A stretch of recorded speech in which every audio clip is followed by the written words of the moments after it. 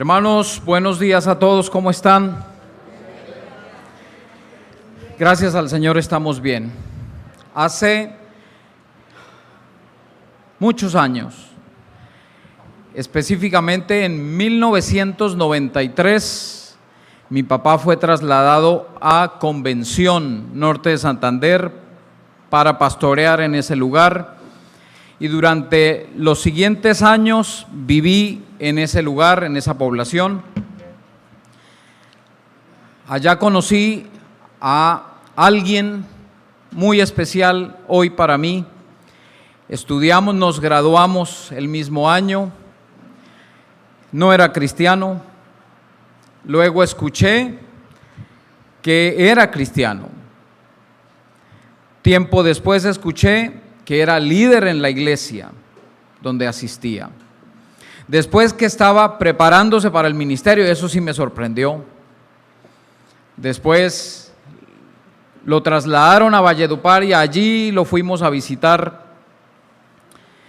Es para mí un privilegio hoy presentar a Jürgen San Juan, pastor, amigo también. Nos vemos pocas veces en la vida, pero las veces que nos vemos siempre es muy bueno y de aprendizaje. Así que Jürgen, por favor, adelante. Es, como les dije, un privilegio para mí, no solo a un paisano, tener a un paisano aquí en el púlpito, sino también, sí, hasta familia tiene por aquí en la iglesia. Vamos a orar. Padre Celestial, te doy muchas gracias por tu preciosa palabra. Gracias, Señor, porque nos ha sido dada para nuestro alimento, para nuestro provecho.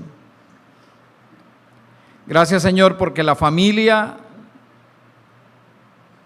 no tiene que ver solamente con la sangre. Bueno, sí tiene que ver con la sangre, la familia más grande, la sangre de Cristo Jesús, tu Hijo, quien nos ha hecho hermanos.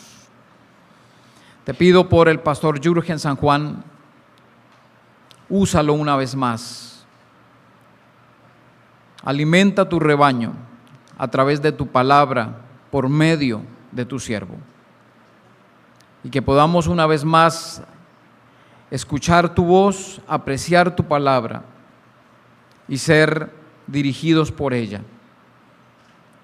Te lo pedimos, Señor, con gratitud, en el nombre de Cristo Jesús. Amén.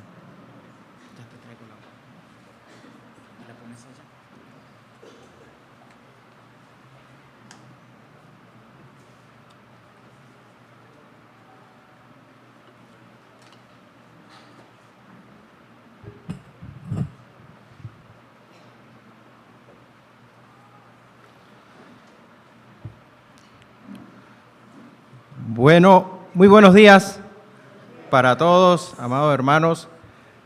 La verdad me siento como en casa, y más viendo algunas caras conocidas, hermano Saúl, Damaris, de la familia prácticamente, de mi esposa que no pudo venir conmigo en esta oportunidad. Y también viendo mucha gente de la provincia, mucha gente, como mencionaba el pastor Samuel, de Convención, iniciando por el hermano Timoteo, que es prácticamente nacido y en esa misma tierra y que quiere mucho Convención y queremos mucho Convención como toda esta región. Gracias a Dios por la oportunidad. Y bien lo ha dicho el pastor Samuel respecto a la forma como nos conocimos, estudiamos juntos, terminamos juntos el bachillerato. Él estaba en el curso donde estudió mi hermano que falleció a los 20 años y que con quien Samuel en esa época tenía una estrecha amistad por el carisma del hermano Samuel. Y ya cuando nos convertimos al Señor, precisamente a raíz de esa muerte de mi hermano, caí yo en una situación un poco compleja, personal, y Dios usó también a mi esposa, la familia de ella, y como es una familia grande, allí en Ocaña, en la iglesia central. Entonces, esa era la iglesia, la iglesia Alianza, la que se conocía, la que ella conocía, y ahí pues llegamos al Señor y empezamos a servir, y hoy pues estamos sirviendo en el municipio de San Martín, Cesar. Estuvimos 12 años en Valledupar y ahora lo hacemos allí en San Martín, Cesar, desde el año pasado. Es para mí un gusto, es para mí un privilegio poder compartir esta mañana con ustedes la palabra del Señor, y quiero entonces que vamos a las Sagradas Escrituras, y precisamente vamos a la segunda carta de los Corintios, capítulo 1, en un estudio que vienen realizando ustedes y que me parece maravilloso de esa manera como lo vienen realizando, y vamos a leer solamente el versículo 12. Algunos quizás tengan otras versiones. Vamos a leer el versículo 12. El versículo 12 de 2 Corintios capítulo 1. Porque nuestra gloria es esta, el testimonio de nuestra conciencia, que con sencillez y sinceridad de Dios, no con sabiduría humana, sino con la gracia de Dios, nos hemos conducido en el mundo, y mucho más con vosotros. Amén. Vamos a intentar, si el Señor nos permite avanzar y poder tratar de entender un poco y extraer algunas verdades y algunas aplicaciones prácticas para nuestra vida respecto a este pasaje. Y el título que quiero proponer para la enseñanza esta mañana es Viviendo en la gracia de Dios, o Aprendiendo a vivir en la gracia de Dios, como usted quiera titularlo, Viviendo en la gracia de Dios. Y tomando como textos base esta porción de las Sagradas Escrituras, vamos a tratar de mirar algunos textos y a poder pedirle al Señor que sea Él quien nos guíe a toda verdad. Amado Padre y Dios bueno, delante de ti estamos agradecidos nuevamente, y tu presencia en nosotros para llevarnos a entender esta porción bíblica. Por eso te ruego, Padre, que tomes control de mi vida y de la vida de cada uno de mis hermanos, y que este tiempo sea un tiempo de gran provecho para cada uno de nosotros, pero que todo sea para la gloria y honra de tu bendito y santo nombre. Te adoramos, Padre, y te bendecimos en Jesucristo. Amén y amén. Como les dije, viviendo en la gracia de Dios. Si hay algo que defendemos nosotros continuamente, es precisamente nuestra imagen. Y de hecho nos esforzamos hasta el cansancio con tal de proyectar una buena imagen delante de las demás personas. Y si en algún momento vemos que esta imagen o esa imagen ha sido empañada, pues agotamos todos los recursos para limpiarla. Lo que ignoramos es que una mancha o un agujero o un hueco o el pecado, mientras más usted lo quiere cubrir, más notorio lo hace. Mientras más nos esforzamos por limpiar una imagen que en ocasiones pensamos que ha sido manchada, pues más notorio podemos hacer el asunto. Así que lo más sabio que podemos hacer nosotros como cristianos es reconocer que es imposible tratar de limpiar la imagen del viejo hombre. La Escritura lo dice. Es decir, la imagen de Adán. Es imposible tratar de limpiar esa imagen. Entonces, cada vez que un pecado, cada vez que alguna de estas cosas asome a nuestras vidas, no corramos a justificarnos o a tratar de limpiar nuestra imagen delante de los hombres, sino que abracemos a Cristo y refugiémonos en Él, entendiendo que Él es nuestra verdadera identidad ahora. Y en este pasaje de 2 Corintios capítulo 1, del versículo 12 al versículo 24, que en apariencia es un pasaje un poco confuso respecto a alguna terminología y algunas frases que el apóstol utiliza. Incluso puede ser interpretado como una defensa que Pablo está haciendo de sí mismo. Y el contexto es el siguiente, y probablemente yo sé que, y lo que me ha contado el pastor Samuel y lo que sé también, es que esta es una iglesia de hermanos muy estudiosos, y eso me agrada porque realmente necesitamos estudiar las Escrituras, no solamente cuando venimos a congregarnos, sino también en casa y en todo momento.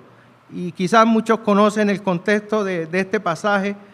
Pablo, en ese tercer viaje misionero, está en Éfeso y se había propuesto pasar a Corinto, visitar la iglesia allí en Corinto, luego recorrer toda la provincia de Macedonia, de Acaya, regresar nuevamente, es decir, pasar nuevamente a Corinto para de ahí tomar un viaje directo a Jerusalén y poder estar a tiempo en la fiesta de Pentecostés. Ese era el propósito de Pablo, es decir, que planeaba visitar la iglesia en dos oportunidades, yendo y de regreso. Ese era el propósito de él. Y esta situación entonces estaba aparentemente clara en la iglesia. Pero resulta que Pablo no pudo hacer ese viaje como él quería al principio, es decir, que solamente entró a Corinto de regreso. Y entonces se genera allí como un malentendido que aprovecharon algunos contradictores de Pablo, enemigos de él, para acusarlo de mentiroso, de inconsistente, y que actuaba y se comprometía con ligereza. De hecho, el versículo 17, cuando dice, así que al proponerme esto, usé quizá de ligereza, y es probablemente una expresión que él esté tomando de una acusación que se le está haciendo de actuar, de ser un hombre ligero para comprometerse. Pero Pablo tuvo una razón muy poderosa para no ir en esa primera visita y hacerlo en la segunda oportunidad, es decir, de regreso. Y el versículo 23, el apóstol nos da esa razón.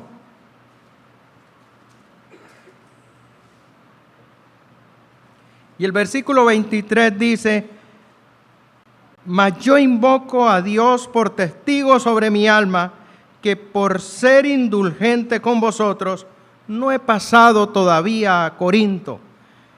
El apóstol en su pensamiento humano se había propuesto una cosa, pero Dios lo motivó a otra.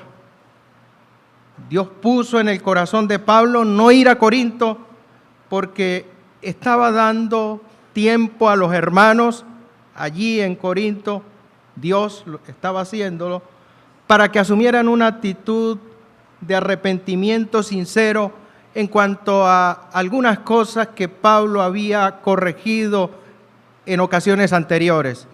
Y no vamos a entrar de pronto en detalles de algunas cartas que Pablo responde y que ellos le escriben, sino que en esa primera carta que Pablo escribe, él es un poco fuerte según la misma idea y el mismo pensamiento de los corintios con ellos, porque Pablo corrige algunas cosas.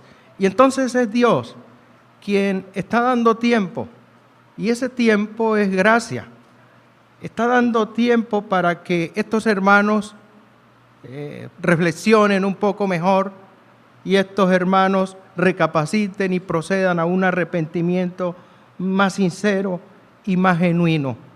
De hecho, Pablo había dejado una especie de imagen delante de ellos de ser duro. Incluso en el capítulo 10, en el versículo 10 de la segunda carta también, Pablo toma las palabras de ellos para decir en 2 Corintios 10:10, porque a la verdad, dicen, las cartas son duras y fuertes, mas la presencia corporal débil y la palabra menospreciable.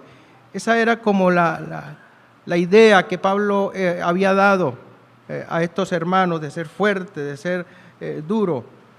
Pero Pablo no quiere, acá en este pasaje que tenemos, no quiere que ellos se fijen en él, como si las cosas dependiesen de él, de sus decisiones, sino que quiere llevarlos a aprender y a que comprendan que están viviendo en la gracia, que es la gracia de Dios, que es la bondad de Dios, porque cuando vivimos en la gracia de Dios, es necesario saber que no se trata de esfuerzos humanos, sino de propósitos divinos. Y Pablo quiere que la iglesia y todos nosotros entendamos esa parte. Y hay una frase en la introducción de esta sección de la carta, en el versículo 12, hay una frase que es clave, una declaración que es la explicación más sencilla y más verdadera que el apóstol tiene para ese incidente o para ese malentendido que se había generado. Y sin lugar a duda que allí está, o de allí parte la enseñanza profunda del pasaje. En el versículo 12 que hemos leído ya, dice, porque nuestra gloria es esta, el testimonio de nuestra fe, que con sencillez y sinceridad de Dios, no con sabiduría humana, sino con la gracia de Dios, nos hemos conducido en el mundo y mucho más con vosotros. Esa expresión, con la gracia de Dios, nos hemos conducido. La expresión conducido puede traducirse también, hemos vivido, hemos andado. Y de esta manera el apóstol apela a su propia conciencia para decirle a los hermanos, no es ligereza, tampoco es astucia o sabiduría humana lo que me mueve, lo que lo impulsa a hacer las cosas, nada de eso, sino que él se conduce con la gracia de Dios, es decir, vive en la gracia de Dios. Y cuando vivimos en la gracia de Dios o cuando disfrutamos de la gracia de Dios, son sus propósitos los que nos guían, nos van a guiar, los que vamos a ver.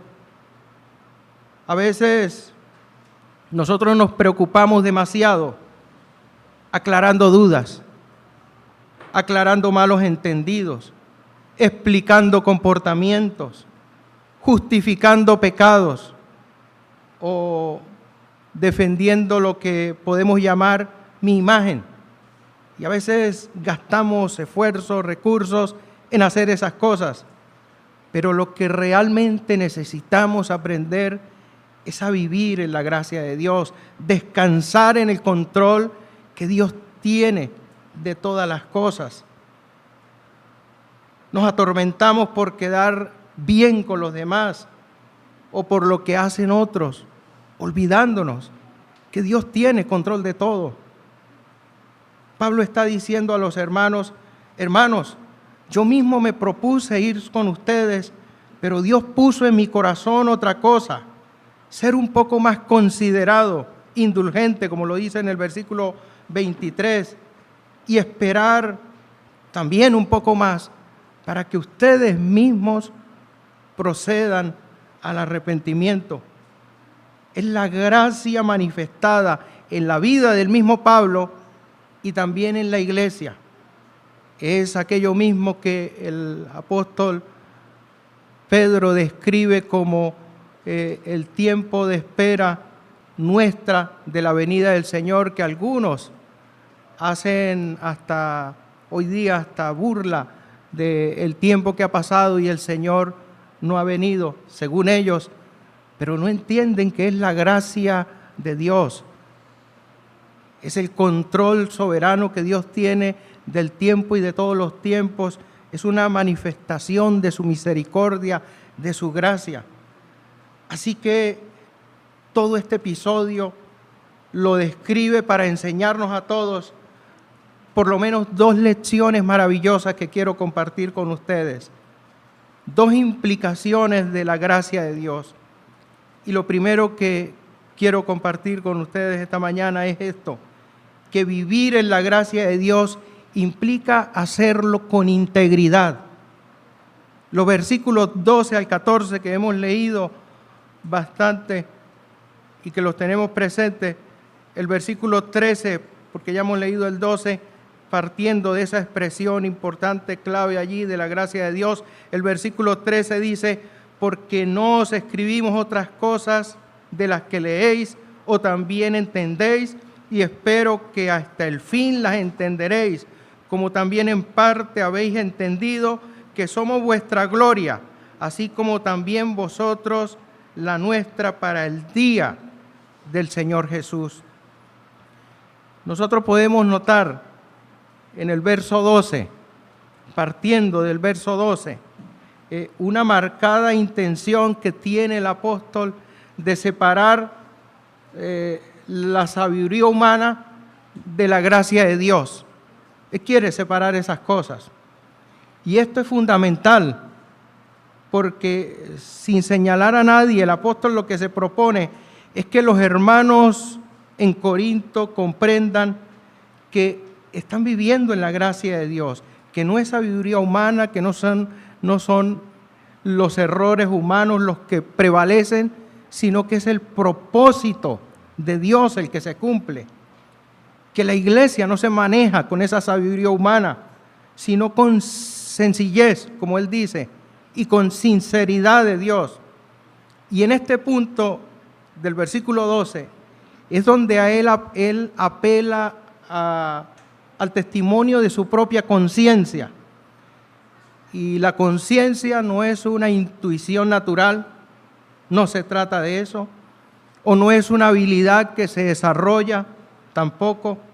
De hecho, hay una aparente o diferencia entre el concepto hebreo de conciencia y el concepto griego, porque hay una sola palabra por allá en Salmo 16 que se traduce como conciencia, pero es la palabra que se usa en el hebreo para corazón y se refiere a las entrañas del ser.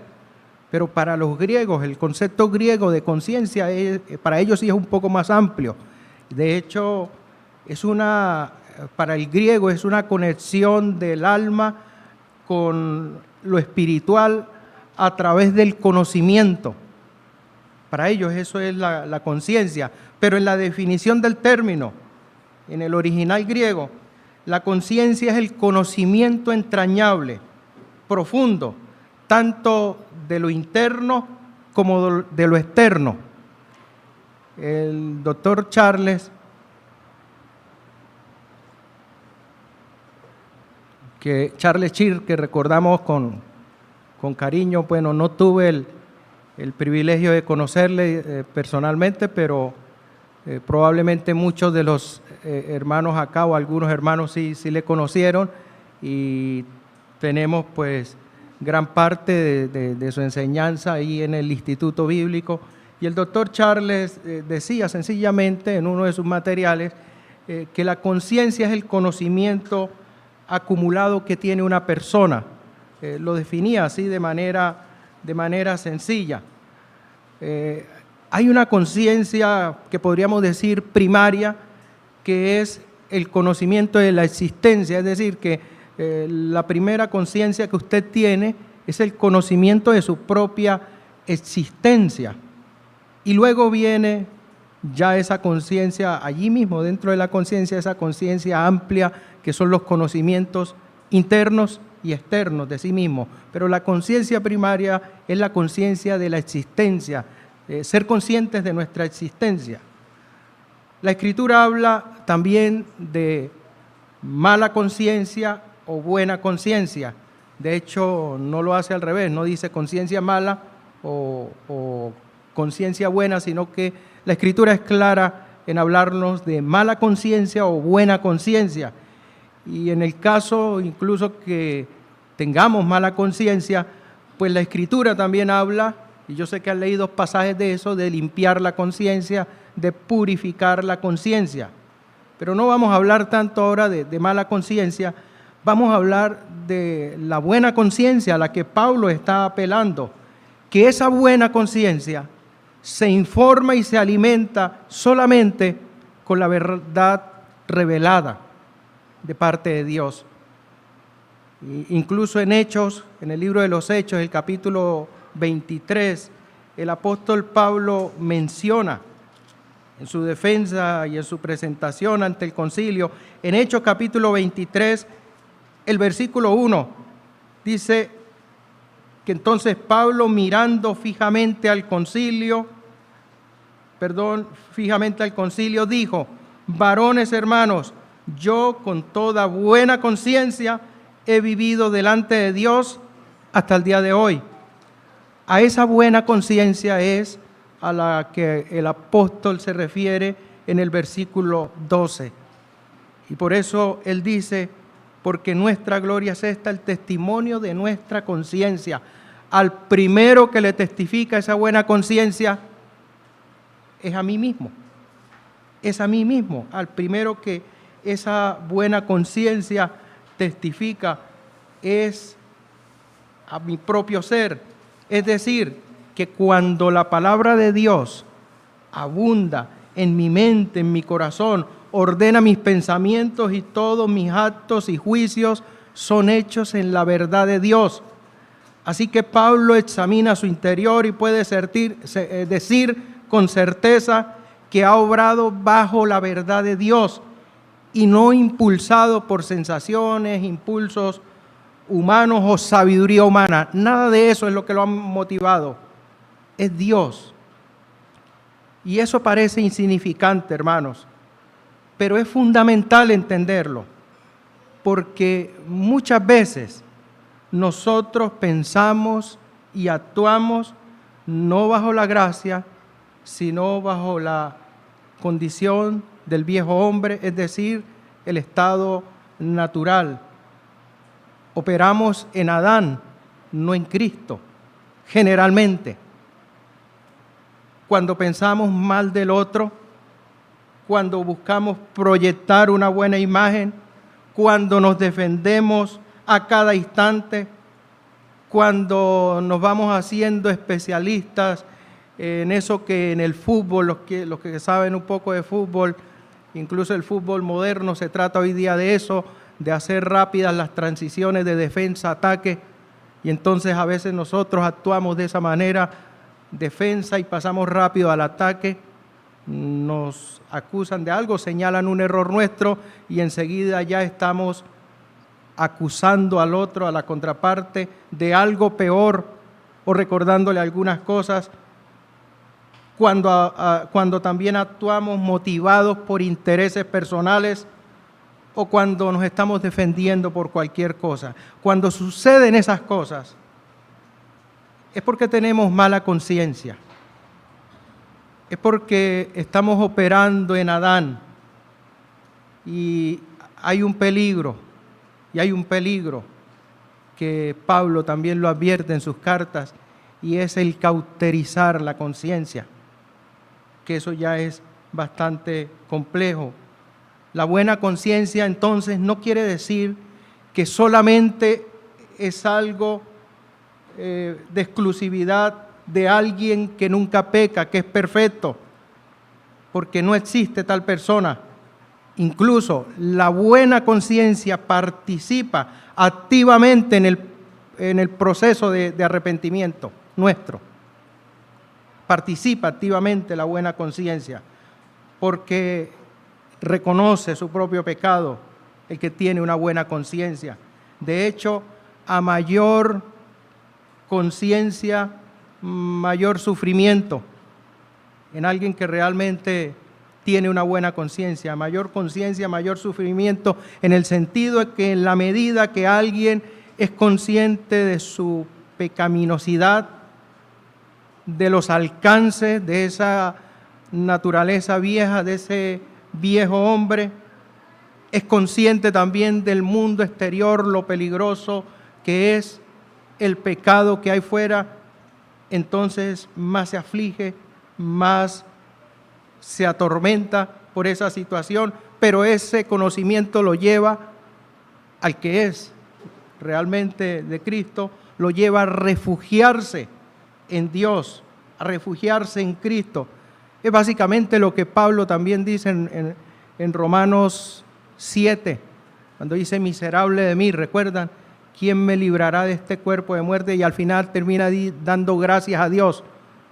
De manera que nosotros los creyentes podríamos decir que somos unos miserables afortunados, bienaventurados, porque hay una condición, un viejo hombre, una naturaleza caída allí que todo el tiempo está presente y que al menor descuido puede salir a relucir cualquiera de esas cosas que habían allá y que hay allá en el pasado.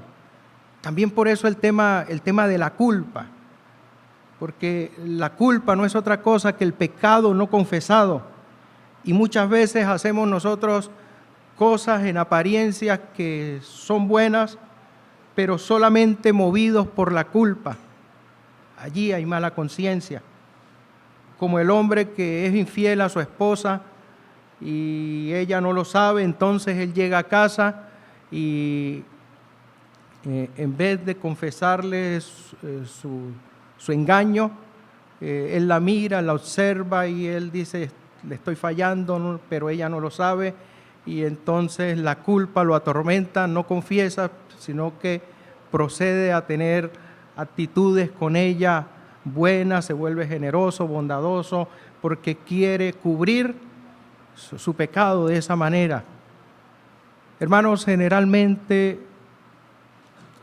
muchas de las supuestas buenas obras que nosotros hacemos, las hacemos motivados o por culpa, o por la culpa, o por el ego, por una condición de culpa o por querer de pronto sobresalir. Es necesario que aprendamos a descansar en el Señor para que sea esa buena conciencia, la conciencia que se acerca a la mente de Cristo, que sea esa la que se manifieste. Pero Pablo puede, por lo dice acá en el versículo 12, apelar a esa buena conciencia, y lo hace para hablarle con sinceridad a los hermanos. Él no está intentando colocarse en una mejor posición o quiere de pronto hacer una defensa de las acusaciones. No es ese el plan de Pablo acá. Él lo que quiere o lo que manifiesta simplemente es decir lo que pasó, lo que sucedió, que todo obedece a la gracia de Dios. Y eso entonces es integridad, porque se ubica, conoce sus limitaciones, conoce su condición, pero también sabe que solamente puede depender de Dios. Por eso la buena conciencia es la expresión de la mente de Cristo en el creyente, y esa expresión lo lleva a vivir en integridad. Dicho de otro modo, lo lleva a vivir convencido del fracaso de los esfuerzos humanos para refugiarse en Cristo, porque solamente puede ser íntegro aquel que aprende a vivir en la gracia. Quien opera en la gracia nunca se va a mover o no se mueve entre licencias y prohibiciones. El que opera en la gracia vive entre la renuncia y la rendición, la renuncia a su ego y la rendición a Cristo. Y eso entonces nos lleva, hermanos, a una segunda implicación que tiene ese vivir en la gracia, y es que vivir en la gracia de Dios implica hacerlo con confianza. En el versículo 15, Pablo de 2 Corintios Pablo dice, con esta confianza quise ir primero a vosotros para que tuvieseis una segunda gracia. Esa expresión segunda gracia se refiere a los 2 viajes que él se había propuesto realizar o visitar en 2 oportunidades a los hermanos. Entonces era una segunda gracia, una segunda bendición, 2 visitas, es lo que Pablo está refiriéndose. Y Pablo ha mencionado en los versículos anteriores algo muy hermoso. En el versículo 12, él usa la expresión la gloria nuestra, o leímos hace un momento, la satisfacción nuestra, es el testimonio de nuestra conciencia. Y luego en el versículo 14 termina diciendo, somos vuestra gloria y vosotros la gloria nuestra. Él no se pone a discutir con nadie, él no se pone a intentar colocarse en una mejor posición, a dar explicaciones, a aclarar las dudas o cualquier cosa de esas.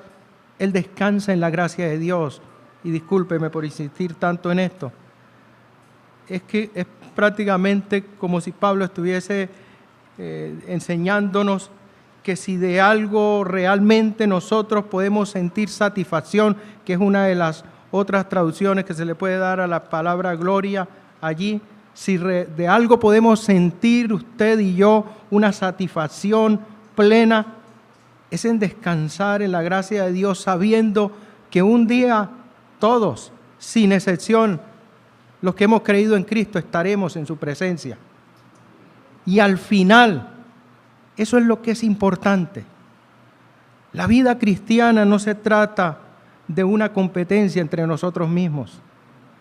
No es relevante quién tenga la razón entre nosotros o quién tenga más conocimiento. Todos estamos bajo la gracia de Dios. Todo cuanto hacemos, todo lo que disfrutamos, no es producto del mérito humano, de la capacidad nuestra, sino de la gracia de Dios. Como dice el Salmo, no a nosotros, Señor, no a nosotros, sino a tu nombre, da gloria. Hermanos, yo les confieso, y Samuel, que me conoce un poco, no me deja mentir porque le he hablado en ocasiones de eso, que yo en ocasiones me siento como Moisés, que si pueden mandar a otro, que vaya a otro, yo no, porque siento como inhabilitado para hacer algunas cosas propias del ejercicio pastoral. Y entonces pienso en esas excusas que Moisés dio a Dios, por lo menos 4 excusas generales, grandes, cuando le da esa misión de ir a Faraón para sacar al pueblo de Egipto. Y quiero llevarlos a Éxodo capítulo 4 un momento,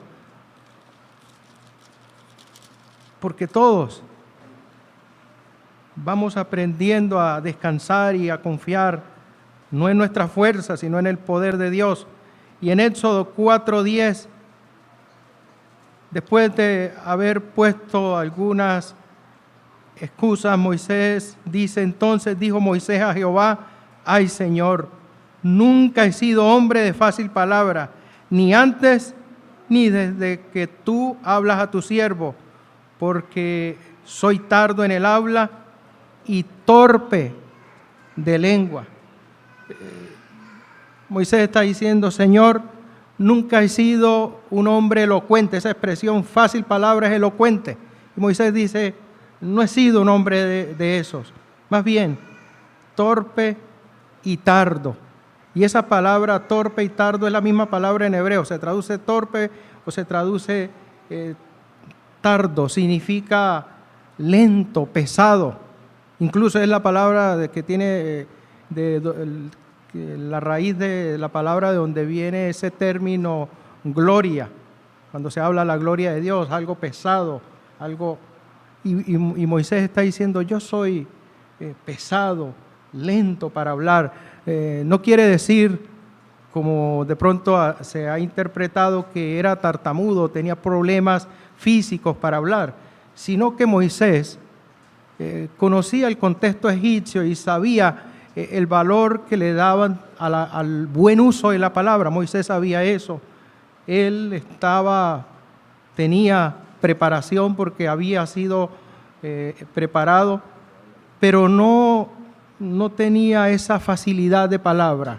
No era un hombre elocuente, de esos que sabían construir bien las frases y que daban a entender dejaban ver una profundidad. Él sabía lo que se requería para una misión como esta, y él piensa que es por la capacidad, que es por las habilidades humanas. Y entonces él, como se reconoce así, entonces lo último que dice: Señor, pero yo no he sido un hombre elocuente. Pero Moisés se reconocía sin esas habilidades para la oratoria, pero es maravilloso lo que Dios le dice.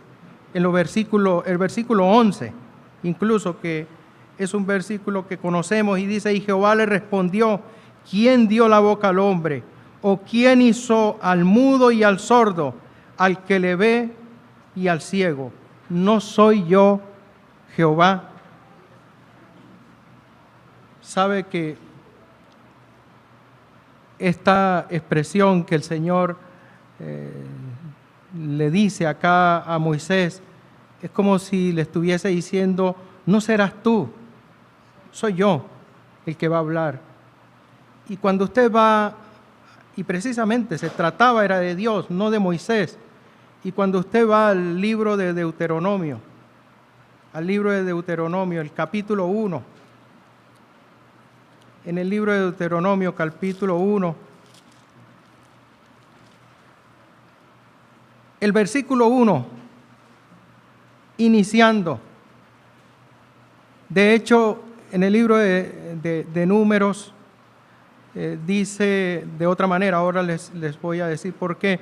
En el capítulo 1, versículo 1 dice: estas son las palabras que habló Moisés a todo Israel a este lado del Jordán, en el desierto, en el Arabá, frente al Mar Rojo, entre Parán, Tofel, Labán, Hazeroth y Dizahab.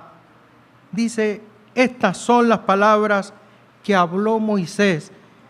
En Números dice palabras que Jehová habló a Moisés, pero aquí dice: estas son las palabras que habló Moisés. De alguna manera, hermanos, Dios en la buena comprensión de la expresión, Dios lo honró a Moisés en su incapacidad, en lo que él decía: no es lo mío. En eso Dios lo usa, y en eso Dios lo honra, porque a través del Espíritu Santo el texto nos dice: estas son palabras que habló Moisés. En un sentido muy íntimo y profundo de Dios con Moisés, lo honra en aquellos que ambos sabían que era su debilidad. Moisés no pidió que le diera fuerza o que le diera la capacidad. Moisés fue el instrumento que Dios usó para cumplir sus propósitos. Porque el poder de Dios se perfecciona en nuestra debilidad. Dios no nos hace más fuertes. La vida cristiana tampoco se trata de eso. Señor, dame fuerzas. No se trata de eso. Por el contrario, Él reduce nuestras fuerzas para llevarnos a depender de su gracia y de su poder, que es escandalosamente algo mucho mejor. Y yo, cuando considero estas cosas, me lleno de confianza para continuar, porque no se trata de mí, de mi experticia, de mi capacidad. Es Dios, es su gracia, es su poder. Así que, hermano, cualquier cosa que usted enfrente, cualquier cosa que esté viviendo como cristiano, incluso si en este momento está pasando por una prueba, por una lucha con un pecado o alguna dificultad, no piense que es usted el que va a salir de eso. Confíe en el poder de Dios, en su gracia, en su bondad. Ustedes y yo sabemos que hay abundantes cosas de eso, de ese tema en las Sagradas Escrituras. Y volvemos a segunda, para ir terminando ya el capítulo 1 donde estamos, el pasaje que tenemos en mención. Porque del versículo 15 al versículo 18,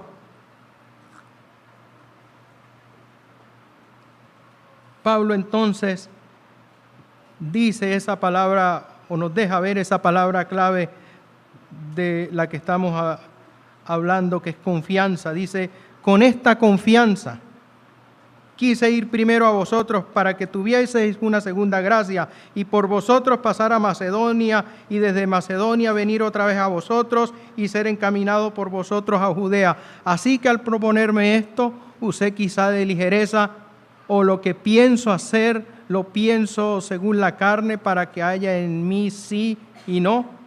Mas como Dios es fiel, nuestra palabra a nosotros no es sí y no. Pablo está diciendo: yo no soy un hombre indeciso o de esos que a veces sí o a veces no, a veces está de buen ánimo, como nos sucede mucho a nosotros. Simplemente soy un hombre que confía en la gracia de Dios. No actúo por ligereza, no me dejo llevar por la carne. Sencillamente es Dios el que tiene control de todo. En los versículos 18 al 20 nos habla de eso. Incluso el versículo 20 termina diciendo: porque todas las promesas de Dios son en Él sí y en Él amén, por medio de nosotros, para la gloria de Dios. Creo que la versión de la Nueva Biblia de las Américas se puede comprender un poquito más, y es sencillamente: todas las promesas de Dios son sí en Cristo, es decir, tienen su cumplimiento las promesas de Dios en Cristo, y nosotros los creyentes las confirmamos y aceptamos con un amén, y todo para gloria de Dios, para dar gloria a Dios. Una promesa, Cristo viene, eso es un sí, una verdad. Nosotros decimos amén, lo aceptamos, confirmamos eso, pero todo para la gloria de Dios, porque Él es quien hace todo. Y entonces esto nos enseña a tener confianza en ese plan de Dios. No se trata de nosotros, es el propósito de Dios. Pablo no está interesado en defender su decisión, sino que está dejando ver ese control que Dios tiene de todo. No es nuestro plan, porque no es, o a veces acostumbramos nosotros a hablar, y a veces hasta lo hemos enseñado, de la importancia de incluir a Dios. Incluye a Dios en tus planes y darle prioridad. En tu plan, dale prioridad a Dios. Y qué cosa más incierta y más mentirosa que esa. Porque no es que yo vaya a incluir a Dios en mis planes, es que Dios me tiene incluido en su plan. Es el plan de Dios, no es mi plan. No soy yo el que le doy la prioridad a Dios, ni lo coloco en una lista de prioridades, y por eso luchamos con esas cosas. Cuando usted entiende que servir no es que usted lo tenga como una prioridad en su plan de vida, en su proyecto de vida, sino que es Dios el que lo ha llamado a servir, y usted está en ese plan de Dios. Por eso es el plan de Dios el que se impone, no los nuestros. Decía el ya fallecido Facundo Cabral, un cantautor centroamericano, y decía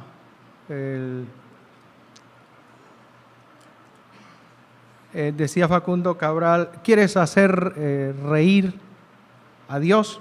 Cuéntale tus planes. Y es algo muy cierto. Cuéntale tus planes a Dios si quieres hacer reír al Señor.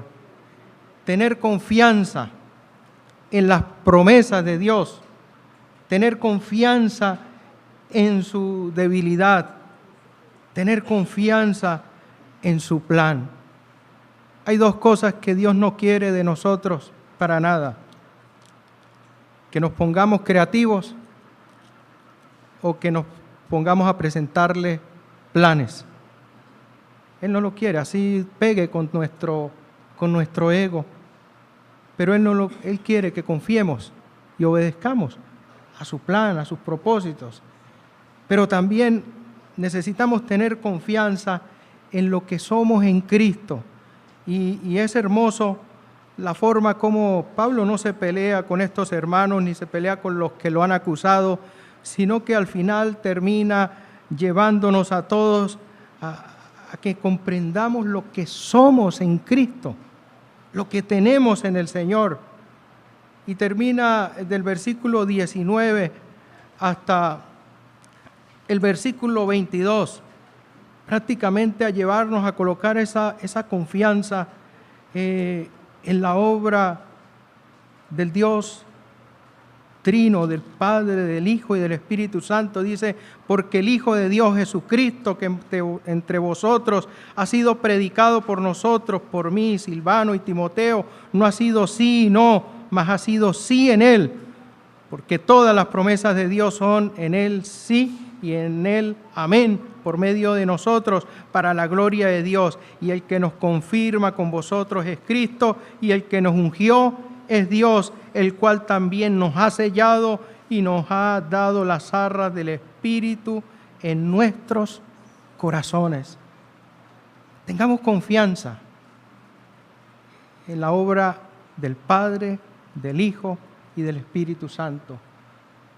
Hermanos, que la iglesia y el plan de Dios avance a pesar de nuestras imperfecciones, de nuestras limitaciones. Solamente revelan que quien tiene el control es Dios. Y nos conviene que sea de esa manera, porque todo cumple sus propósitos. Nada escapa de su control. Por eso es necesario aprender a vivir y descansar en su gracia. Disfrutemos de esa gracia, rindiendo nuestras vidas a Cristo, para que Él se exprese en la verdadera santidad de la verdad en nosotros. Es como si Pablo estuviese terminando esta sección y dijese: no vengo a aclarar nada, la gracia de Dios se ha manifestado, disfrutémosla, descansemos en el poder de Dios, confiemos en eso. Nosotros simplemente, como dice allí, sino que colaboramos para vuestro gozo, porque por la fe estáis firmes, el versículo 24. Simplemente hemos sido llamados a colaborar, a estar sirviendo al Señor, pero todo, absolutamente todo, depende de Él. Bienvenidos a la gracia, disfrutemos de ella. Padre amado y Dios eterno, te adoramos, Señor, y te damos gracias por tu bondad con cada uno de nosotros, porque nadie tiene el más mínimo mérito para estar en tu presencia, pero es tu gracia, Señor, la que nos ha vestido para poder, Señor, tener comunión contigo y disfrutar de estas cosas maravillosas que a veces por andar en los pensamientos del viejo Adán no podemos disfrutar o no nos damos cuenta de lo maravilloso que es vivir y disfrutar de tu gracia. Permítenos, Padre, ser más serenos,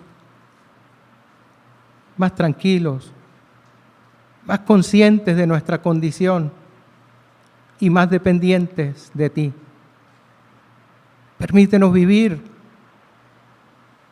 entre la renuncia y la rendición, renunciando todos los días al viejo hombre y rindiéndonos todos los días al señorío de Cristo. Te adoramos, Padre, y te bendecimos y te damos gracias, porque tu palabra, Señor, nos habla, nos ilumina, nos enseña, nos conduce a toda verdad. Y el propósito tuyo es que disfrutemos de ella y disfrutemos de tu gracia. Por eso, a ti solamente es la gloria y la honra. En Jesucristo. Amén y amén. Hermanos, muchísimas gracias y gracias al pastor Samuel y a los hermanos ancianos de la congregación por el recibimiento, las atenciones, y espero volver en otra oportunidad si el Señor lo permite, y espero compartir con ustedes más adelante también un tiempo de comunión. Dios les guarde a todos, muchísimas gracias.